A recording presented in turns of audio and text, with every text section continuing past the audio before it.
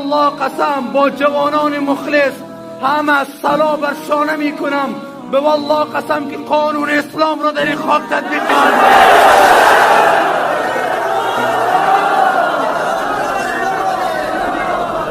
برادر پلیسی که واقعا مسلمان باشد پشتیبان این مسئله هست. برادری که اگر والی که مسلمان باشد پشتیبان این مسئله هست. قومندانی که مسلمان باشد پشتیبان این مسئله هست. ولیکن به والله قسم منتظر یک چند مدت دیگر هم می باشم، وگرنه از این منبر اگر صرف نظر هم بکنم از این مسجد هم بیرون شوم. و والله قسم با جوانان مخلص همه سلا بر شانه می کنیم. این مفسدان را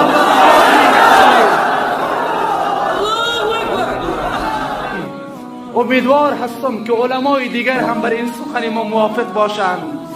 انشاءالله که علما هم موافق هستند. روزی را نکنید، گفتم روزی را نکنید که در این شهر اولین بیرق اسلام از این مسجد بالا شود و بیرق دموکراسی بر آتش کشیده شود. امروز بس از فساد، بس از ملت در بدر شد، بس از ملت خاک بسر شد، بس از ملت یتیم شدن، بیوزن شدن. ملت را دیگر در بدر نکنید. ما بیزاریم از این نظام هایی که خود ساخته شماست.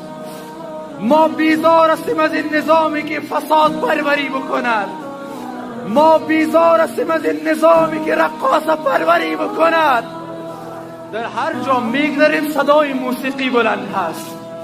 شهری که به هزاران نفر شهید دادند، به هزاران نفر مجاهد جان دادند، در این شهر صدای موسیقی بلند باشد، صدای شراب بلند باشد.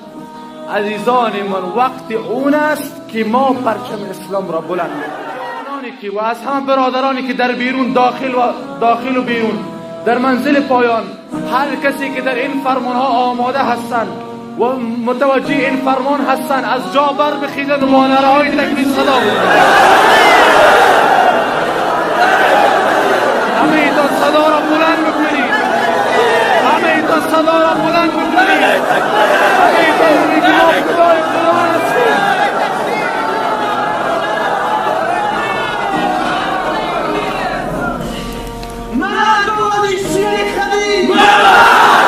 عزیزان من درست بنشینید. باز هم میگویم روزی را نکنید، روزی را نکنید که در وقت خطبه قبل از اینکه نماز جمعه را ترک میکنم، در جمعه نماز جمعه را ترک میکنم، به والله قسم با این 3-4 هزار جوان و برادر سفیری که هستند از این مسجد بلند شویم که خود را فدای اسلام بکنیم. میان دین جمله سر به کف